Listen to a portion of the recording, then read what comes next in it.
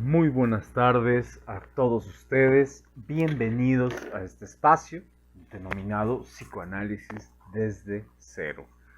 Estamos haciendo un recorrido, habrá que recordar, de las biografías para ejercer una ruta de investigación posterior a esto.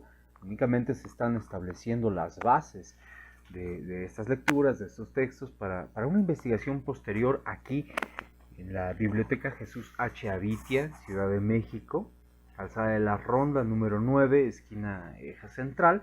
Pues por aquí andamos todos los lunes a las 3 de la tarde.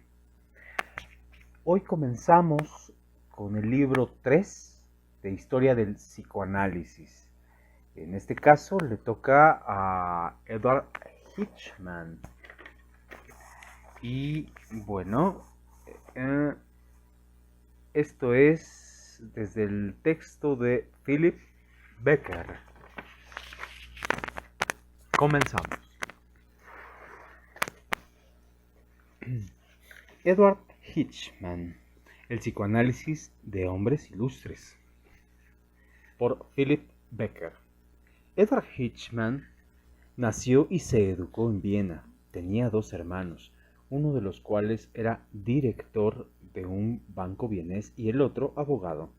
Aunque su padre era banquero, Hitchman eligió la profesión de su abuelo, la medicina, y se graduó en la Universidad de Viena en 1895.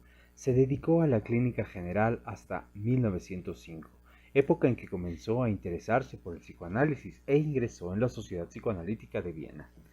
A los 42 años, Hitchman se casó con una joven y talentosa cantante a la que conocía desde hace 12 años.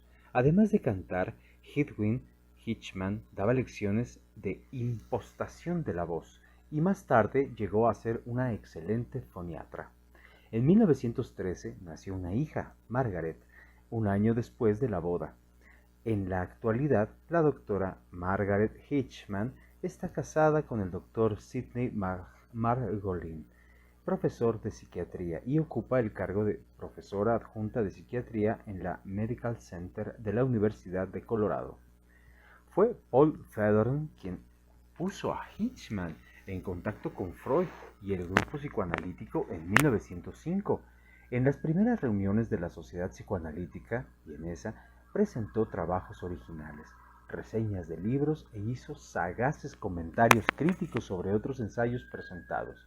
Con su muerte ocurrida en 1957, desapareció uno de los últimos pioneros originales. En los primeros días de su actuación en el campo psicoanalítico, Hitchman se sentía menos profundamente convencido que algunos de sus colegas en cuanto a las raíces incestuosas de la neurosis.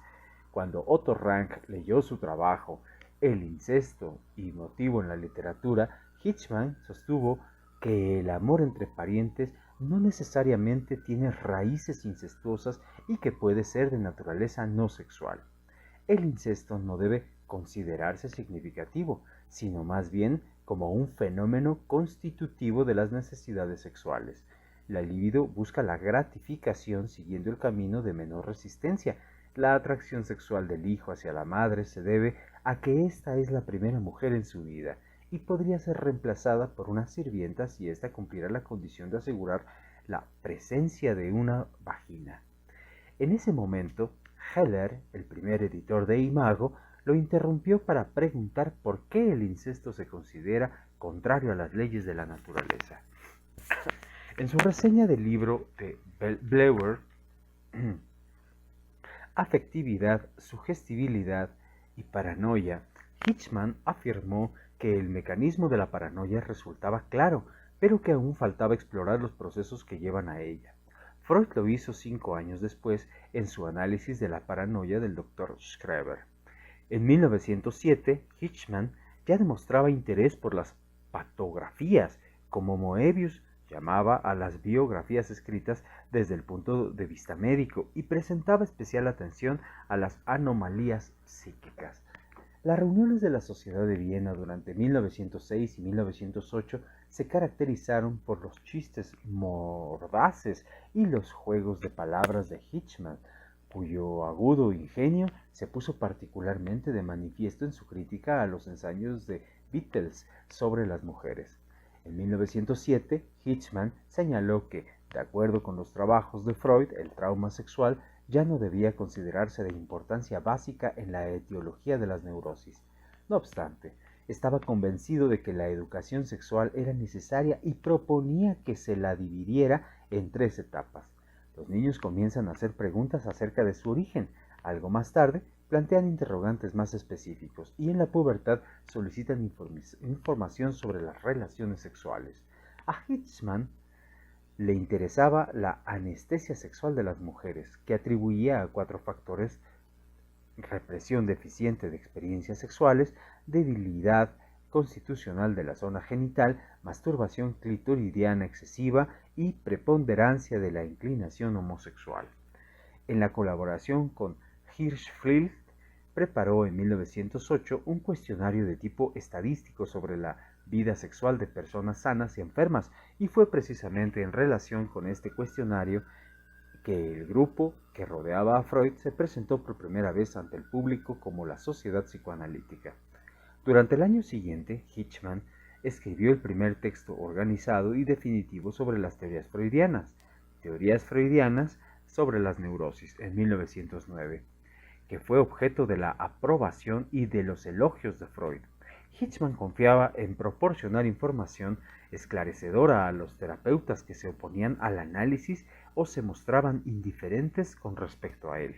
En 1912, Hitchman comenzó a interesarse por el estudio psicoanalítico de diversos escritores famosos. Freud creía que los estudios médicos de las características patológicas de los hombres famosos no son de gran valor en lo que refiere a elucidar su personalidad o su obra. Con todo, consideraba que los estudios psicoanalíticos de su mente, a partir de los más tempranos comienzos, arrojarían luz sobre sus motivaciones y sobre el significado interno de sus obras. Entre los tempranos estudios psicoanalíticos de Sacher, Steckel y Hitchman, Freud solo aprobó los de este último, cuyas biografías analíticas han de conservar un lugar destacado en este campo. Hitchman compartía con Freud el interés y la admiración por la vida y las obras de Goethe. Quizás una identificación inconsciente con Freud lo llevó a escribir biografías analíticas, tal como Freud lo había hecho con Leonardo da Vinci, Dostoyevsky y Moisés. Hitchman encontraba muchos atractivos en la redacción de biografías analíticas, incluyendo la satisfacción intelectual que produce el hecho de saber más que otros y la gratificación que significa comprender la vida de un gran hombre. Como resultado de sus estudios biográficos, Hitchman llegó a la conclusión de que la creación se experimenta en 2 fases. La primera es el momento de la inspiración, quizá del reconocimiento narcisista de algo que inconscientemente se había estado preparando durante largo tiempo. La segunda fase corresponde a la elaboración. La actividad creadora de algunos de los protagonistas de las biografías de Hitchman había sido estimulada por experiencias traumáticas infantiles, pero todos ellos se habían caracterizado en su infancia por la tendencia a sumergirse en ensoñaciones, lo cual a menudo constituyó un motivo de reprendas y castigos. Las ensoñaciones no constituían por sí solas el factor determinante de la capacidad creadora de tales individuos, pero sí lo era el hecho de renunciar a ellas junto con los correspondientes sentimientos de culpa. La labor con sus pacientes permitió a Hitchman comprender la significación del padre para el destino del individuo. Comprobó que el padre siempre es la primera persona más importante, el factor decisivo en el destino del hijo, no solo de la principal influencia, sino también la fuente de vida e inspiración. Entre los individuos que Hitchman eligió para sus estudios psicoanalíticos figuran Gottfried Keller, Knut Hamsun, Selma Lagerlöf, Max Deutendey, Emanuel Swedenborg, Johannes Brahms, Franz Schubert, Franz Belfer, William James, Jonathan Eckermann, Samuel Johnson y James Boswell. Freud sugirió en cierta oportunidad que el programa de un instituto psicoanalítico debía incluir temas tales como historia de la civilización, mitología, psicología de la religión y literatura. No cabe duda de que Hitchman había agregado a esta lista la ciencia de la biografía. El interés de Hitchman por Schopenhauer surgió cuando su abuelo, un médico homeópata, le regaló 2 volúmenes de las obras de ese filósofo con este comentario: no me gusta la obra de un hombre que odiaba a las mujeres.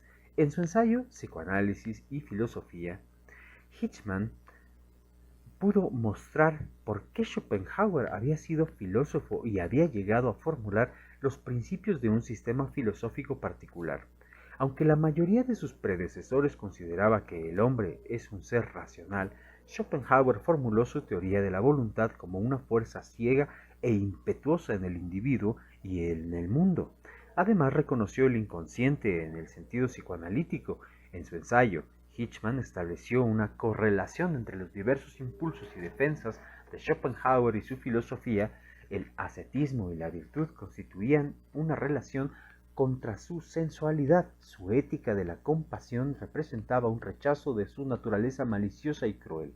La hostilidad de Schopenhauer hacia las mujeres y su desvalorización del sexo nacían del odio hacia su madre, sentimiento originado en un anhelo inconsciente de ella.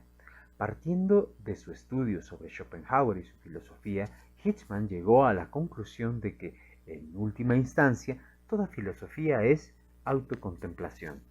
También en 1912 se publicó la Revista Central de Psicoanálisis, el trabajo de Hitchman, Eber Paranoia, en el que describe Swedenborg como un excelente investigador práctico en el campo de la ciencia natural. Después de los 50 años renunció a la ciencia y se dedicó a los fenómenos sobrenaturales y a registrar esas revelaciones en un centenar de volúmenes. Hitchman llegó a la conclusión de que Swedenborg padecía paranoia religiosa e interpretó sus accesos alucinatorios como gratificaciones homosexuales. Asimismo, consideraba que la insania de Swedenborg constituía el cumplimiento de la megalomanía narcisista infantil, esto es, convertirse en un hijo que supera al padre, una suerte del Hijo de Dios, redentor y reformador de la cristiandad. Hitchman fundó la Clínica Psicoanalítica de Viena en 1922, de la que fue director hasta 1938, cuando la invasión nazi de Austria determinó la clausura de esa institución. Durante su existencia, la clínica proporcionó ayuda en forma gratuita o por honorarios muy reducidos a los pacientes de escasos recursos económicos. En 1934, junto con el doctor Edmund Belger, Hitchman publicó Frigidez de la mujer, sus características y tratamiento, destinado a demostrar a los médicos de orientación no psicoanalítica la naturaleza psíquica de la frigidez femenina y el valor del psicoanálisis en el tratamiento de esta inhibición patológica. En esa monografía, Belger y Hitchman describen el desarrollo de la sexualidad femenina y señalan que, como resultado, su experiencia llega a la conclusión de que el complejo de castración existe no solo en los varones, sino también en las niñas. En su estudio, Comentarios acerca de la personalidad de Goethe y el psicoanálisis de 1932, se proponía determinar la importancia del padre de Goethe, resolver el enigma de la vida amorosa de este último y arrojar alguna luz sobre el desarrollo del poeta. Hitchman consideraba que el impulso al escribir tenía su origen en el narcisismo de Goethe y su deseo de madurar. Para incontables seres humanos, un genio como Goethe representa una imagen paterna a la que transfieren los sentimientos de admiración, gratitud y respeto que experimentaron en algún momento por sus verdaderos padres. Hitchman publicó en el año siguiente Johann Peter Eckermann, el estudio psicoanalítico de un hombre cuyas conversaciones con Goethe trajeron como resultado su obra Conversaciones con Goethe en los últimos años de su vida. Según Hitchman, Eckermann era un hombre inhibido y carente de agresividad, que no se sentía realizado con las mujeres, sino en sus sueños, en su poesía y en su Goethe. Su vinculación con este fue una relación sublimada con una imagen paterna exaltada que confería significado a su vida.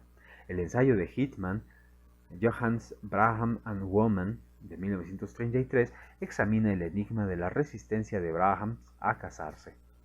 El gran compositor hamburgués sentía que la vida era incompleta sin su esposa e hijos, pero en su relación con las mujeres predominaba el amor a su madre, que excluía la sexualidad. Padecía de un complejo de castración en tanto dudaba de su propia masculinidad y se sentía incapaz de satisfacer al ser femenino superior, sobre todo en la unión perdurable del matrimonio. Quizá Brahms incluso haya acogido de buen grado el sufrimiento como un estímulo para la creatividad, que se convirtió así en un sustituto del amor. Huyendo de los nazis, Hitchman abandonó Viena en 1938 y se trasladó a Londres. Allí se dedicó a la práctica psicoanalítica durante 2 años antes de instalarse en Boston, de cuyo instituto psicoanalítico fue profesor y psicoanalista didacta. 2 años después de la muerte de Freud, Hitchman escribió Freud, Vida y Muerte, que apareció en American Imago. Describe allí a Freud, su personalidad y su aspecto, e intenta una interpretación psicoanalítica del cáncer que padecía. En su estudio sobre Samuel Johnson, Hitchman destacó la importancia de los intensos impulsos agresivos orales y anales y señaló que su oralidad constituyó a que se dedicara a la poesía. Había desarrollado un superyo sumamente estricto y agresivo, y la prolongada lucha entre los instintos y la conciencia moral trajeron como resultado una neurosis obsesiva, con tics y depresión. A pesar de ello, un yo fuerte le permitió mantener la fachada de un tipo superior de hombre, un moralista, un literato y un interlocutor de gran erudición. El carácter de Johnson corrobora la fórmula psicoanalítica de que los rasgos caracterológicos constituyen continuaciones de los instintos originales, su sublimación o reacciones contra ellos. En Nuevas variantes de la experiencia religiosa, aparecido en 1947, Hitchman cita a William James para demostrar que la religión no proviene de Dios, sino que varía según los individuos. En dicho estudio, Hitchman afirma que los dos fundamentos de la creencia de Dios de una persona religiosa son la imagen mnémica del padre sobrevalorado de la infancia y su perdurable necesidad de protección. La ambivalencia con respecto al padre determina la relación de la humanidad con sus deidades. Originalmente, el diablo y Dios fueron una sola cosa, una única figura con características diametralmente opuestas que más tarde se dividió en dos. El complejo edípico reprimido se sublima a través de los mitos y la religión. Hitchman menciona a Franz Werfel como una prueba del principio freudiano que la cosmovisión religiosa está determinada por nuestra infancia. Werfel abrigaba un odio arcaico contra su padre, con el consiguiente temor al castigo de Dios Padre. Ese temor a la muerte fue la base de su conversión religiosa. En otro caso citado, se trata de una contraconversión, esto es, una joven rompe con Dios cuando tiene la imagen de un marido que ataca sexualmente con violencia a su esposa, lo cual anulaba al padre previamente amado. Hitchman sugiere que el rompimiento de Jung con el psicoanálisis puede haberse debido a una regresión y que la vocación de Scheitzer y su exilio en África se originaran en un sentimiento de culpa inconsciente experimentado en su temprana infancia y reavivado por la regresión. De acuerdo con Hitchman, la vida de Gandhi demuestra que a través de la represión y la formación reactiva, un niño muy agresivo puede convertirse en un hombre ascético y piadoso. El masoquismo de Gandhi determinó en parte sus rasgos singulares: fanatismo, pureza, caridad y ascetismo. La no cooperación y la obediencia reemplazaron a la violencia, y las plegarias, el ayuno y los silencios autoimpuestos constituyeron medios compulsivos de expiar sus pecados. Hitchman llega a la conclusión de que la cosmovisión religiosa está determinada por la situación que existió en la infancia. En Boswell La biografía del carácter, 1948, Hitchman sostiene que Boswell buscaba en Johnson un padre que no fuera frío y reservado, sino cálido y afectuoso, que se mostraba severo pero también capaz de perdonar. Boswell tenía una personalidad psicopática con la inteligencia intacta, un superyo deficiente, tendencias autodestructivas, inadaptación social y un yo débil. En La historia de las agresiones e impulsos, publicado en Samiska en 1947, Hitchman establece un contraste entre el calibre científico de Freud y el de Adler, mientras compartió las concepciones de Freud. Adler describió el sadismo y el masoquismo como la unión de dos impulsos originalmente separados, los sexuales y los agresivos. Según Hitchman, Adler se convirtió luego en un pedagogo unilateral que sobrevaloraba la inferioridad de los órganos y que nunca volvió a considerar el impulso agresivo. Adler encontró un grano de maíz y como la gallina ciega lo dejó caer. Franz Schubert's Grief and Love, 1915, se tradujo al inglés en 1950. El análisis de sus contraposiciones permitió entender hasta cierto punto la sensibilidad y la naturaleza emotiva de Schubert y también su comprensión del dolor, la alegría, el amor y el odio. Como señaló Hitchman, el hecho de descubrir la motivación interna de Schubert nada tiene que ver con el origen de su talento musical, que constituye un problema insoluble. El compositor no podía lograr libertad interior o un amor feliz debido a su rebelión contra un padre poderoso y, por lo tanto, se mostró pasivo y afeminado contra su vida. La unión de amor puro y el amor sensual siempre estuvo fuera de su alcance. Un anhelo eternamente incomprensible fue el destino de Schubert, que murió soltero a sus 31 años. Concepciones de Freud sobre el amor, de 1952, se leyó como un memorial de la lectura de Brill en Nueva York el 12 de noviembre de 1950 y también en 1951 durante el séptimo Congreso Psicoanalítico Internacional efectuado en Ámsterdam. Hitchman se basó en el superpuesto freudiano de que la succión del niño del pecho materno es el modelo de toda relación amorosa y de que el hallazgo de un objeto amoroso constituye en realidad un reencuentro. Bertrand Lewin había confirmado la tesis de Freud al interpretar la elación como una repetición, la felación como una repetición de la temprana dicha infantil en relación con el pecho materno.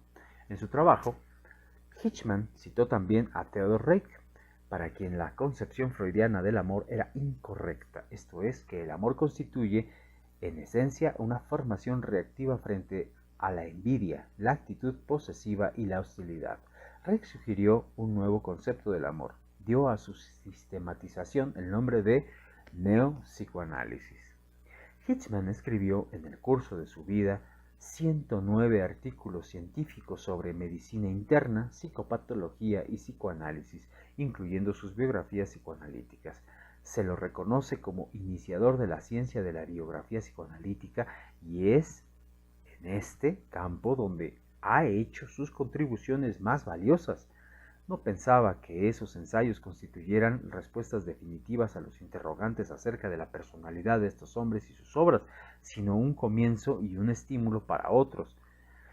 9 de sus biografías y ensayos analíticos están incluidos en el libro de Great Men, de 1956. Hitchman fue un fiel y leal discípulo de Freud desde su primer encuentro en 1905 hasta su muerte la muerte del primero en 1957. Sentía hondo respeto por Freud y sus descubrimientos y, para citar a Goethe, a quien ambos admiraban, todo aquel que me aprecia es igual a mí, Hitchman. Se preguntaba a menudo qué había sido de su vida si la insistencia de su amigo Fader no lo hubiera movido a escuchar la conferencia de Freud.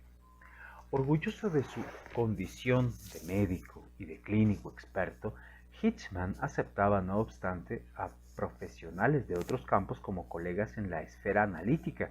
Durante un breve periodo fue el médico personal de Freud, pero por algún motivo fue reemplazado por un colega y sin que surgieran dificultades al respecto. No hubo ninguna fricción entre ambos hombres y el cambio de médicos se efectuó mucho antes de que se manifestara el cáncer de Freud. El análisis personal de Hitchman consistió en varios meses de tratamiento con Freud. En su actividad como analista, Hitchman veía a sus pacientes 5 y 6 veces por semana y se prestaba particular atención a un cuidadoso análisis de los sueños. Pensaba que una amplia experiencia psicoanalítica era necesaria para poder llevar a cabo una psicoterapia eficaz y que, sin esa experiencia, la psicoterapia era mera conjetura. En 1945 afirmó que la lucha por implantar el psicoanálisis en los Estados Unidos había concluido con una victoria. A un conocido que en cierta ocasión le preguntó por qué se encolerizaba cuando alguien expresaba su fe religiosa, replicó: "Lo irracional me hace enojar". Hitchman murió repentinamente luego de un neumotórax espontáneo el 31 de julio de 1957, mientras pasaba unas vacaciones en Gloucester, Massachusetts. En las montañas de ese mismo día había comentado: "Hoy me siento como si tuviera 60 años". Al término de su vida había cumplido una labor psicoanalítica más prolongada que la de cualquiera de los analistas colegas, incluyendo a Freud. Bien, hasta aquí, esta es la biografía que tenemos propuesta para ustedes, una biografía aparentemente cortita. Ya estaremos por acá y estaremos proponiendo algunos de los más importantes textos de Hitchman, así como de los otros personajes que se ha propuesto por aquí en este recorrido de biografías de la historia del psicoanálisis desde cero. Y por favor, no se pierdan el siguiente capítulo, que está buenísimo y es algo personalmente a lo que quiero llegar por estos trabajos, perdón, ustedes la tos, estos trabajos entre el psicoanálisis, la religión y la educación. Nuestro siguiente episodio será acerca de la biografía de Oscar Pfister, importantísimo. Ya les platicaré un poco acerca del desarrollo y el trabajo de Pfister, tanto en la biografía como en estas propuestas de investigación posteriores que vamos a llevar a cabo aquí en la Biblioteca Jesús H. Avitia. En este espacio, Psicoanálisis desde cero, mi nombre es Alfredo Guerrero y nos vemos pronto. Hasta luego.